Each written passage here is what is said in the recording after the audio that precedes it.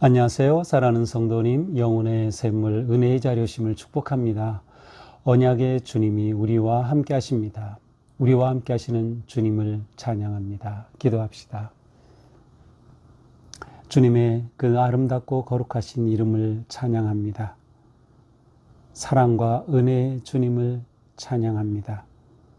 오늘도 저희들을 사랑하여 주셔서 생명의 말씀으로 인도하여 주시니 감사합니다. 오늘도 주님의 말씀이 저희 심령에 스며들게 하시고 주님의 말씀 붙잡고 하루를 넉넉히 이기게 하여 주시옵소서. 우리의 삶의 환경과 많은 문제와 일들이 있지만 우리가 그것에 매몰되지 아니하고 오직 주님만을 의지하고 바라보며 담대히 나아갈 수 있도록 오늘도 말씀으로 지혜와 용기와 믿음을 더하여 주시옵소서. 예수님 이름으로 기도합니다. 아멘. 오늘 말씀은 창세기 6장 1절에서 22절입니다. 사람이 땅 위에 번성하기 시작할 때에 그들에게서 딸들이 나니 하나님의 아들들이 사람의 딸들의 아름다움을 보고 자기들이 좋아하는 모든 여자를 아내로 삼는지라. 여호와께서 이르시되 나의 영이 영원히 사람과 함께하지 아니하리니 이는 그들이 육신이 됨이라. 그러나 그들의 날은 120년이 되리라 하시니라. 당시의 땅에는 네피림이 있었고 그 후에도 하나님의 아들들이 사람의 딸들에게로 들어와 자식을 낳았으니 그들은 용사라. 고대의 명성이 있는 사람들이었더라. 여호와께서 사람의 죄악이 세상에 가득함과 그의 마음으로 생각하는 모든 계획이 항상 악할 뿐임을 보시고 땅 위에 사람 지으셨음을 한탄하사 마음에 근심하시고 이르시되 내가 창조한 사람을 내가 지면에서 쓸어버리되 사람으로부터 가축과 기는 것과 공중의 새까지 그리하리니 이는 내가 그것들을 지었음을 한탄함이니라 하시니라. 그러나 노아는 여호와께 은혜를 입었더라. 이것이 노아의 족본이라. 노아는 의인이요 당대의 완전한 자라. 그는 하나님과 동행하였으며 세 아들을 낳았으니 셈과 함과 야벳이라. 그때에 온 땅이 하나님 앞에 부패하여 포악함이 땅에 가득한지라. 하나님이 보신즉 땅이 부패하였으니 이는 땅에서 모든 혈육 있는 자의 행위가 부패함이었더라. 하나님이 노아에게 이르시되 모든 혈육 있는 자의 포악함이 땅에 가득하므로 그 끝날이 내 앞에 이르렀으니 내가 그들을 땅과 함께 멸하리라. 너는 고페르 나무로 너를 위하여 방주를 만들되 그 안에 칸들을 막고 역청을 그 안팎에 칠하라. 네가 만들 방주는 이러하니 그 길이는 300규빗, 너비는 50규빗, 높이는 30규빗이라. 거기에 창을 내되 위에서부터 한 규빗에 내고 그 문은 옆으로 내고 상중하 3층으로 할지니라. 내가 홍수를 땅에 일으켜 무릇 생명의 기운이 있는 모든 육체를 천하에서 멸절하리니 땅에 있는 것들이 다 죽으리라.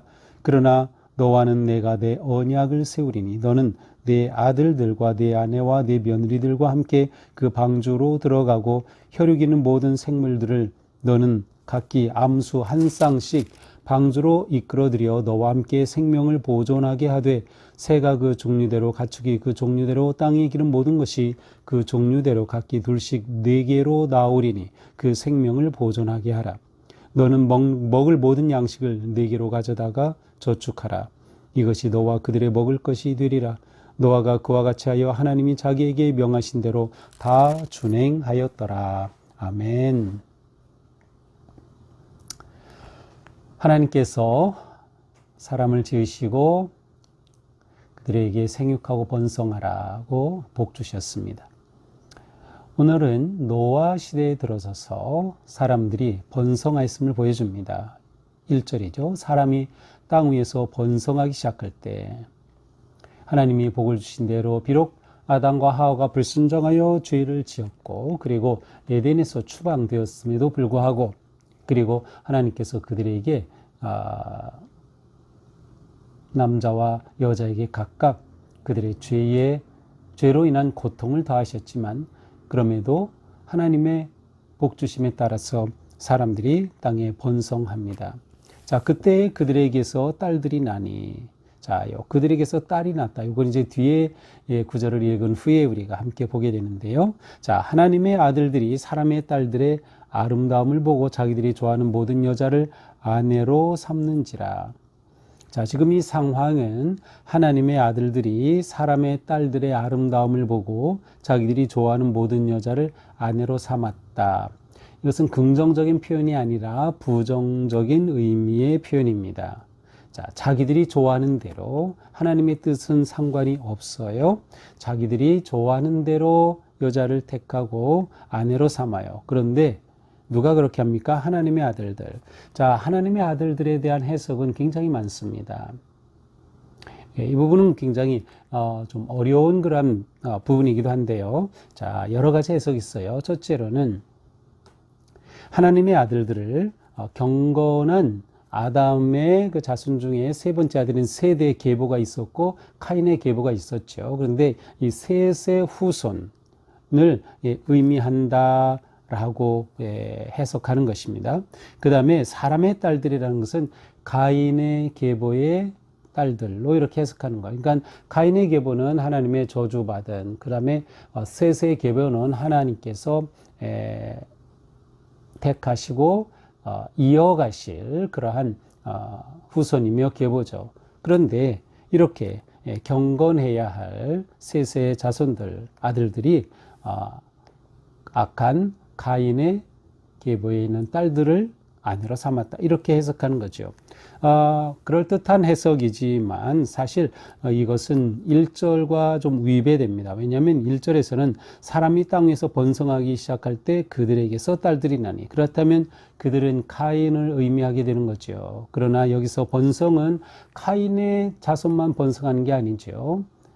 아담의 셋의 계보에 따라서 번성하는 것이 하나님께서 복을 주신 것을 이루는 것이에요. 따라서 이것은 그럴듯하지만 또 받아들이기 어려운 경우입니다. 또 어떤 경우에는 하나님의 아들들을 반은 인간, 반은 하나님과 같은, 반은 인간이고 반은 신적인 존재 같은 어떤 그러한 특별한 존재로 해석하는 것이지만, 그래서 반신, 반인 이라고 보지만 이것도 역시 너무도 엉뚱한 해석입니다. 자, 또 다른 해석은 하나님의 아들들은 어떤 영적인 존재, 특별히 타락한 천사들로 보는 것이에요. 그래서 타락한 천사들이 인간의 아름다움에 와서 이 타락한 천사들이 이 여자들을 아내로 삼았다. 그러나 타락한 천사가 어떻게 인간을 아내로 삼을 수 있겠죠. 이것은 또 실제로 불가능한 그러한 일입니다. 천사가 타락했다 하더라도 그 천사가 어떻게 사람과 관계를 맺을 수 있는 게 아니기 때문이죠.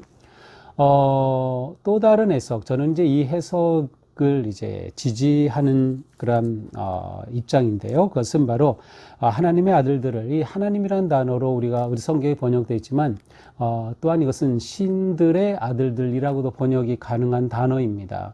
앞에서 우리가 그 처음에 하나님이라는 단어가 복수 형태로 되어 있다 그랬죠. 엘로힘이라는 단어의 복수 형태는 하나님의 그 크심과 하나님의 그 거룩하심, 신적 영광을 나타내기 위해 복수 형태를 사용한다라고 표현했어요. 그러니까 하나님이 복수라는 의미가 아니라, 물론 우리는 그 표현 속에서 성부, 성자, 성령, 하나님의 삼위일체의 어떤 관계된 것으로 해석하기도 하지만, 그러나 또한 이 엘로힘의 복수 형태는 신들이라고 많이 사용이 되었어요. 따라서 이것을 신의 아들들로 번역하는 것이죠.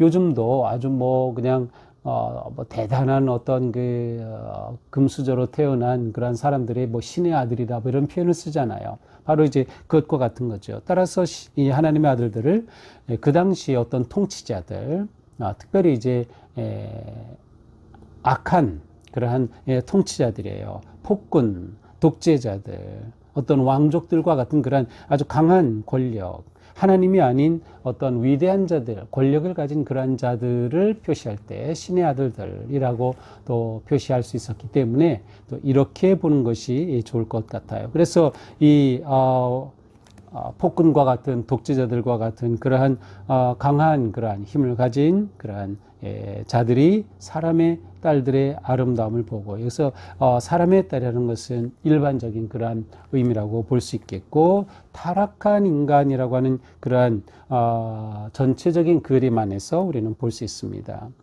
자, 그러나 여기서 우리가 짚고 넘어가야 할 것은, 이것을 어떻게 해석하든 간에 이것이 의미하려는 것은 지금 이 다음에 이제 노아가 나오고, 노아의 시대의 상을 보여주면서 하나님이 심판하시는 그런 내용이 나오는데, 바로 이렇게 하나님께서 심판하실 수밖에 없는 그러한 죄악에 물든 상태가 어떻게 이렇게 형성이 되는가를 보여주기 위한 표현이다, 이렇게 보시면 좋을 것 같아요. 그래서 이것이 뭐 딱 이거냐 저거냐라기보다는 이렇게 하나님이 홍수로 심판하실 수밖에 없는 그러한 상황을 묘사하기 위해 이러한 표현이 사용되었다라고 보면 좋을 것 같습니다. 자, 이러한 때에 하나님께서 말씀하십니다. 나의 영이 영원히 사람과 함께 하지 아니하겠다.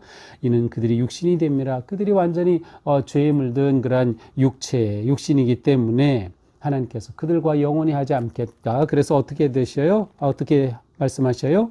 그들의 날은 120년이 되리라. 자, 그들의 수명은 120년이 되리라. 이러한 의미예요. 그들의 수명은 120년. 그러나 이것을 꼭 그들의 수명이라고 보지 않고 다르게 해석도 가능합니다. 이 120년을 이제 앞으로 나는 나의 영이 너희와 영원히 하지 않겠다. 이제 남은 것은 120년이다. 이러한 의미. 그렇다면 어쩌면 이것은 이후 120년이 되었을 때 노아의 홍수 사건이 일어난 것으로 이제 해석도 가능한 겁니다. 그러니까 120년 후에 홍수 멸망에 대한 예고의 말씀으로 볼 수 있는 것이죠. 아니면 노아가 이후에 이제 120년에 걸쳐서 방주를 지었다라고 또 보는 그러한 경우도 있습니다. 자, 이렇게 120년이 되리라. 실제로 인간 수명의 입장에서 볼 때 노아 홍수 이후에 인간의 수명은 급격하게 줄어듭니다. 인간의 수명은 완전히 줄어들고요. 앞에서는 뭐 900, 800 이건 보통이었잖아요. 그런데 노아 홍수 후에 인간의 수명은 정말로 완전히 줄어들어요. 그리고 이제 이후에 그 믿음의 조상들 가운데 이제 아브라함 같은 경우는 175세, 120세를 넘겼죠. 그 다음에 야곱도 140 몇 년이죠? 147년을 살았죠. 또 모세의 형이었던 아론은 123년을 살았어요. 그러나 모세는 딱 120년을 살았어요. 자, 여기 오늘 말씀처럼 120년이 되리라. 고 햇술 모세는 120년을 살았어요. 이후에 성경의 기록에서 120세를 넘긴 사람은 나오질 않아요. 그래서 어떤 이러한 뭔가 120년이라고 하는 것이 인간의 수명과도 관계된, 그리고 실제로 구약에 진행되는 내용 속에서 노아의 홍수를 기점으로 인간 수명이 이렇게 제한되어 가는 것을 볼 수도 있습니다. 자, 당시에 4절 땅에 있는 네피림이 있었고, 네피림은 어떤 종족 혈족으로 보기보다는 그냥 거대한, 네피림이 이제 거대하다, 또 거인, 뭐 장대한 이런 의미거든요. 그래서 어떤 그러한 거인에 대한 호칭으로 보는 것이 더 좋을 것 같아요. 이제 앞에 네피림이라고 하는 것이 나오지만 이미 노아의 홍수 때에는 다 이제 멸망당하게 되는 것이죠. 자, 이 네피림이 있었고 하나님의 아들들이 사람의 딸들에게로 와서 자식을 낳았으니 그들은 용사라 고대 명성 있는 사람들이었더라. 자, 5절 여호와께서 사람의 죄악이 세상에 가득함과 마음으로 생각하는 모든 계획이 항상 악할 뿐임을 보시고, 이 세상이 번성하였지만 죄악이 가득한 세상이 된 겁니다. 그래서 죄악이 가득하니 뭐예요? 생각하는 게 다 악해요. 계획이 다 악한 것이죠. 죄의 지배 아래에 인간이 들어가게 됨으로 인해 이와 같은 일들이 생기는 것입니다. 나 중심이 되는 거죠. 모든 것이 악할 뿐이에요. 하나님의 계획, 하나님의 마음, 아무 생각이 없는 것이죠. 그래서 6절 하나님께서 세상을 사람은 지으셨음을 한탄하시고 근심하셨어요. 자, 민수기 23장에 보면 하나님은 후회하심이 없다 그랬어요. 그런데 여기서 하나님이 한탄하시고 근심하셨다. 자, 이것은 하나님이 근심하시고 후회하셨다라는 의미로 보기보다는 보통 신인동형론적 표현이다 이런 말을 쓰는데, 하나님에 대한 묘사를 할 때에 인간이 가지고 있는 감정과 겪는 경험과 같은 표현을 사용한다라는 뜻이에요. 그러므로 그만큼 우리가 정말 후회하고 우리가 정말 가슴 아파하고 한탄하고 하는 것과 같이 하나님께서 그러한 하나님이 그렇게 이 죄가 가득한 세상을 보시고 마음이 그렇게 느끼셨음을 이제 표현하는 것이죠. 이르시되 내가 창조한 사람을 지면에서 쓸어버리겠다. 가축 기는 것 공중의 새 다 그렇게 하겠다. 자, 하나님이 심판하시겠다고 작정하셨습니다. 그러나 8절 노아는 하나님의 은혜를 입었다. 자, 하나님의 심판의 계획 속에 노아는 하나님의 은혜를 입었어요. 은혜를 입었다는 것은 사랑을 받았다는 뜻이에요. 자, 어떻게 노아가 은혜를 입었을까요? 9절입니다. 노아의 족보가 나오는데 노아는 의인이다. 당대 완전한 자라 하나님과 동행하였다. 자, 이것이 노아가 은혜를 입은 이유입니다. 왜? 그는 하나님 앞에 의로웠어요. 그는 완전하다는 것은 흠없는 삶을 살았다는 뜻이에요. 그는 하나님과 동행하였다. 이게 중요하죠. 우리 어제 본문에서 누가 동행했어요? 에녹이 동행했죠. 노아도 하나님과 동행했어요. 이 하나님과 동행이란 표현이 너무도 귀한 거죠.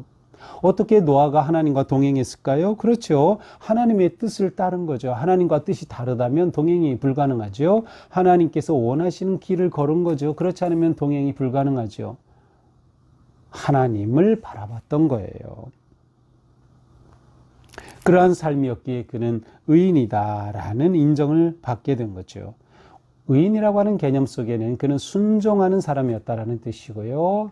또한 그 속에는 그는 옳은 사람, 있어 옳다는 것에 특별히 신앙적으로 관계되는 것은 하나님을 예배하는 사람이라는 의미가 담겨 있어요. 그러니까 하나님을 예배하는 그런 옳은 자, 순종하는 자였어요. 실제로 나중에 오늘 본문 뒤에도 보면 그는 준행하였다. 완전히 순종하죠. 그래서 그는 의인이라 칭함을 받는 거죠. 이러한 노아의 모습은 세상의 모습과는 구별되는 것입니다. 앞에 나온 그렇게 죄악이 가득한 세상과는 구별되는 것이에요. 이 노아에게는 세 아들이 있었어요. 셈, 함, 야벳이 있었습니다. 이렇게 노아가 자녀를 낳고 살던 그 시대에 어떠한 땅, 11절, 온 땅이 하나님 앞에 부패하여 포악함이 가득하였다.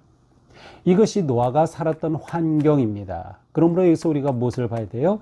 노아가 살았던 시대의 환경은 이처럼 죄가 가득한 시대였다. 행위가 부패한 시대였다. 땅이 부패한 땅. 인간이 부패하면 땅이 부패해요. 인간이 탐욕에 빠지면 세상이 파괴되는 거죠. 자연이 파괴돼요. 생태계가 파괴되죠. 인간이 문제예요, 인간이. 노아 때 이미 이와 같이 인간이 부패하고 땅이 부패하는 그러한 상황이, 이것이 노아가 살았던 삶의 환경. 그러나 노아는 어때요? 환경에 묻히지 않은 거예요. 환경에 끌리지 않은 거예요. 그는 의롭고 하나님 앞에 완전한 자로 하나님과 동행한 사람이었어요. 이것이 우리들에게 강한 도전이 되죠. 우리가 지금 사는 시대에 너무나도 문제가 많죠. 너무나도 답답하고 이루 말할 데가 없죠. 불의가 가득하고 악한 자가 세상에 떵떵거리고, 정말 이런 상황을 보면서 우리는 절망할 수밖에 없어요. 그러나 이런 상황에도 불구하고 하나님과 동행하며 하나님을 따르고 순종하는, 하나님을 예배하는 삶을 지킨다면 우리도 노아 같은 하나님의 인정받는, 하나님의 은혜를 입는 삶을 살 수 있겠다. 모든 자의 행위가 부패한 세상이었습니다. 그래서 하나님이 심판하시려는 거죠. 자, 하나님께서 노아에게 말씀하십니다. 13절, 모든 혈육 있는 자의 포악함이 땅에 가득하므로 그 끝날이 내 앞에 이르렀다. 내가 그들을 땅과 함께 멸하겠다. 이제 하나님이 심판하시겠다는 거예요. 그러므로 너는 고페르 나무로 너를 위해 방주를 만들어라. 고페르 나무는 정확히 뭔지 모르겠지만 아마 삼나무의 일종으로 봅니다. 그래서 그 삼나무의 일종이 그 나무로 방주를 만들어라. 배를 만들라는 것이에요. 그 배를 만들 때 그 안에는 역청을 칠해라. 이것은 아주 끈적끈적한 검정 기름과 같은 거, 석유 같은 거 캐낼 때 검은 그러한 것들이 나는 것 같은, 그래서 방수하는 것이죠. 방수하는 것. 역청을 바라라. 안팎에 칠하는 거죠. 이게 칠한다는 것은 덮는다는 뜻인데 사실 하나님께서 우리의 죄를 덮어주신다. 그런 의미도 담긴 단어예요. 자, 15절. 그러면서 이 방주의 크기, 길이가 300규빗, 1규빗을 50cm로 대략 생각한다면 길이는 150m, 넓이는 50규빗, 25m, 높이는 30규빗, 15m쯤 되는 그러한 방주입니다. 그리고 거기에는 창이 나 있어요. 16절. 위에 창이 있죠. 그리고 그 문은 옆에는 문이 있어요. 그리고 배 안에, 방주 안에는 상중하 3층의 구조물로 되어 있습니다. 이렇게 배를 지으라는 거예요. 내가 홍수를 땅에 일으켜 부르 생명의 기운이 있는 모든 육체를 천하에서 멸절하기니 땅에 있는 모든 것이 다 죽으리다. 하나님께서는 내가 홍수로 멸하겠다. 그래서 너에게 방주를 지으라고 하는 거다. 하나님께서는 홍수로 멸하시려고 합니다. 그러나 18절 그러나 8절에서도 그러나가 나왔어요. 8절. 이렇게 세상이 다 악할 때 그러나 노아는 하나님의 은혜를 입었다. 자, 18절. 그러나 너와는 내가 언약을 세우겠다. 자, 언약이라고 하는 단어가 성경에서 처음 등장하는 것입니다. 언약, 하나님과 노아 사이에. 그런데 이 언약은 하나님이 주도하신 거예요. 그래서 은혜인 겁니다. 우리가 예수 그리스도 안에서 하나님의 언약 백성이 되었어요. 하나님이 주도하신 거죠. 그래서 은혜로 입은 거예요. 우리가 요청한 것도 아니고 요청할 수도 없었고 우리가 잘난 것도 아니고 죄인인 우리가 하나님의 사랑 가운데 이 언약을 입은 거죠. 이렇게 하나님께서 노아와 언약을 세우십니다. 너는 네 아들 그리고 며느리 함께 방주로 들어가라. 세 아들이었고 세 며느리니까 6명, 노아 부인 2명, 그래서 모두 8명의 식구가 방주에 들어가게 되는 거죠. 그리고 방주 안에는 모든 생물을 한 쌍씩 넣어라. 모두 한 쌍씩 넣어라. 물론 이제 내일 본문 7장 가서 보면은 어떤 동물은 7씩 이렇게 들어가는 것도 있어요. 자, 이렇게 한 쌍씩 넣어라. 그러므로 노아의 가족과 생물을 보존하시는 겁니다. 심판 후에 다시 살리시는 거죠. 그 생명을 보존하게 하라. 자, 하나님은 언제나 생명 보존이 목적이 있어요. 심판과 멸망이 목적이 아니셔요. 생명 보존이 중요한 거예요. 그러므로 너희는 먹을 양식 다 가지고 들어가라. 또 저축하라. 너와 그들의 먹을 것이 되리라. 방주 안에서 보낼 시간 동안 그들이 먹을 것을 충분히 준비하도록 말씀하십니다. 이때 노아는 어떻게 했어요? 하나님이 자기에게 명하신 대로 다 준행하였더라. 순종하였죠. 순종하는 노아 누구? 의로운 노아, 완전한 자, 하나님과 동행하는 자. 이것이 오늘의 말씀입니다. 자, 오늘 말씀을 보면서 우리는 인간의 죄악이 하나님을 슬프시게 한다는 것을 봅니다. 우리의 죄가 하나님을 슬프시게 한다. 그러므로 우리는 항상 하나님을 기쁘시게 하는 삶을 늘 염두에 두면서 하나님께 순종하는 삶에 힘써야 되는 거예요. 내가 어떻게 하나님을 기쁘시게 할까? 끊임없이 죄를 돌이켜 회개하고 바르게 살고 뜻대로 살기에 힘쓰는 것이죠. 또한 우리는 하나님을 바라봐야 한다. 우리의 환경과 문제가 아닌 겁니다. 환경에 매몰되지 마라. 아무리 약한, 아무리 두려운, 아무리 힘든 그러한 일이 내게 일어나고 내게 그러한 환경이라 하더라도 우리는 끝까지 하나님을 바라보자. 세상 풍조에 편승하지 말자. 그것 때문에 흔들리지 말자. 너무 정치에 몰입하는 것도 좀 제가 볼 때는 위험해요. 왜냐하면 요즘은 전부 유튜브 때문에 그렇게 되거든요. 그리고 자기 편향에 따라서 보는 유튜브가 다 다르거든요. 그런데 문제는 뭐예요? 그것을 계속 보게 되면 확증 편향이 생겨요. 확증 편향. 그래서 다른 거는 전혀 보려고 하지도 않고 다른 거는 보지도 않아요. 또 내가 보는 그것이 내 마음을 너무도 시원하게 해줘요. 아주 후련하게 해주고. 그런데 그 방식이 뭐예요? 다 반대되는 사람들에 대한 비난과 저주와 온갖 악한 그러한 말들이죠. 그것 때문에 내 마음이 시원해지다고 그거 보면서 거기서 내가 위로를 얻는 것, 그 잘못된 거. 그러니까 우리는 이런 자칫하면 확증 편향에 빠진다. 그러니까 저는 이제 유튜브 보려면 다 봐라. 내가 좋아하는 것만 보지 말고 말이죠. 너무 이 세상에 몰입하면 안 돼요. 세상에 너무 빠질 필요가 없어요. 세상에 너무 빠질 필요가 없어요. 그래서 우리는 하나님을 바라보자라고 할 때 그런 의미도 우리에게는 필요합니다. 내가 하나님을 바라보는 그러한 마음이 더 큰가? 아니면 세상의 것에 귀를 기울이고 그것에 시간 쓰는 게 더 큰가? 너무나 많은 시간을 기도와 말씀 찬송 아니면 쉼과 묵상이 아니라 너무도 유튜브 시청에 너무 많은 시간을 보내요. 너무 큰 문제예요. 아니 이 귀한 시간을 왜 그렇게 허비하죠? 노아의 모습을 보면서 노아는 세상의 그런 환경 가운데서 하나님과 동행하기에 힘썼다. 우리가 이 점을 놓치면 안 되는 거죠. 자, 하나님과 동행할 때 은혜를 입는 거죠. 또 은혜를 입었기에 하나님과 동행하는 거예요. 이것은 함께 갑니다. 하나님과 동행하려면 순종하지 않고는 동행이 불가능하죠. 하나님께서 일로 가자 하고 우리와 이끄시는데 아니요, 저는 저거로 가겠습니다. 이것은 말이 안 되죠. 그러니까 동행은 순종의 의미가 담겨 있어요. 순종할 때 그는 의롭다고 인정을 받는 것이죠. 또한 하나님은 우리를 구원하신다. 궁극적으로 오늘 본문에서 한 중요한 단어를 뽑으라면 언약입니다. 하나님은 언약의 하나님. 그 언약은 뭐예요? 사랑과 구원이 담긴 언약이에요. 그러니까 우리는 하나님과 맺은 이 언약, 예수 그리스도 안에서 맺은 이 언약을 아주 귀하게 여겨야 돼요. 그리고 그 언약 백성으로 사는 것이죠. 우리의 삶, 우리 교회가 방주 같은 교회가 되어서 생명을 보존하는 교회가 되자.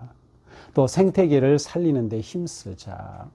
또 우리가 이 땅의 모든 영혼들을 구원하는 그러한 삶에 힘쓰자. 하나님의 은혜와 가득한 그런 복된 방주와 같은 교회에 하나님께서 함께 하시는 그러한 교회. 그래서 이 세상에 희망을 주는 우리의 삶이 될 수 있기를 주님의 이름으로 축복합니다. 기도합시다. 주님 감사합니다. 오늘도 주님의 은혜로 저희들에게 복된 말씀으로 도전하여 주시니 감사합니다. 저희도 노아와 같이 비록 세상이 불의하고 악하고 온갖 문제와 고난이 가득하다 하더라도 하나님 보기를 멈추지 않고 시선을 하나님께 고정하고 하나님만 바라보고 하나님의 뜻에 순종하며 믿음으로 승리하는 저희가 되게 하옵소서. 우리 모두 하나님의 은혜를 입어서 우리의 삶이 누군가에게 생명을 전하고 구원의 소식을 전하며 하나님의 은혜 안에 거하는 복된 하루, 하나님과 동행하는 승리의 하루가 되게 하옵소서. 예수님 이름으로 기도합니다. 아멘. 네, 오늘도 주님 은혜로 우리의 삶이 복된 길로 나아갈 수 있기를 축복합니다. 사랑합니다.